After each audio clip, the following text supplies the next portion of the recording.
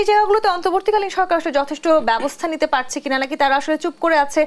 অনেকে বলার চেষ্টা করছেন আসলে তাদের এই ধীর গতির কারণ তারা তাদের নিজেদের অবস্থানটাকে আসলে দীর্ঘায়িত করতে চান। সেটি কতখানি সত্যি এম এ আজিজ? না, দেখেন, এই পারসেপশনটা কিন্তু আছে, এই জন্যই সমস্যাটা তৈরি হচ্ছে। যে আজকে যদি একটা রোডম্যাপ দিত, সময়টা বেশি নেই, সমস্যা নাই, রোডম্যাপ দিলে জনগণের ভিতরে যারা সচেতন, সাধারণ জনগণ কিন্তু আসলে সংস্কার নিয়ে ভাবে টাবে না। তারা খাবার চায়, তারা নিরাপত্তা চায়, তারা এই বাজার ঘাট। সুতরাং এটা নিরাপদ, এই যে সংস্কার নিয়ে আমরা মাথা ঘামাই।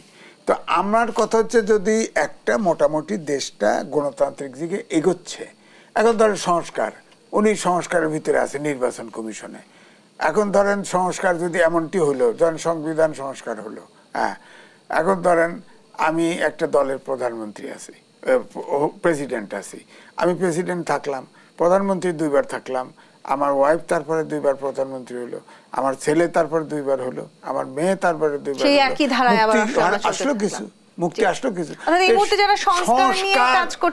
সংস্কার পৃথিবী যতদিন থাকবে সংস্কার থাকবে, বিজ্ঞানের যত অগ্রগতি থাকবে সাথে সাথে সংস্কার থাকবে।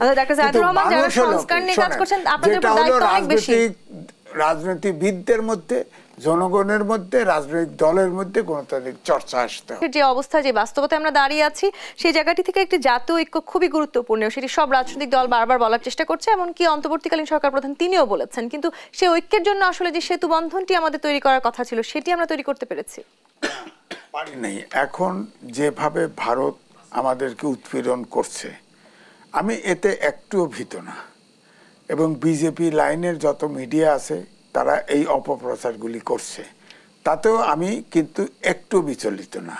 কারণ বিশ্বায়নের যুগে কোনো দেশ, আমরা 18 কোটি দেশের জনগণ, আমরা অত্যন্ত শক্তিশালী, মনে রাখেন, এত সহজ না, ভারত কিছুই করতে পারবে না আমাদের। তবুও সারা বিশ্বকে জানানো দরকার যে আমরা, এটা একটা জাতীয় সমস্যা, জাতীয় ইস্যু, আমরা ঐক্যবদ্ধ।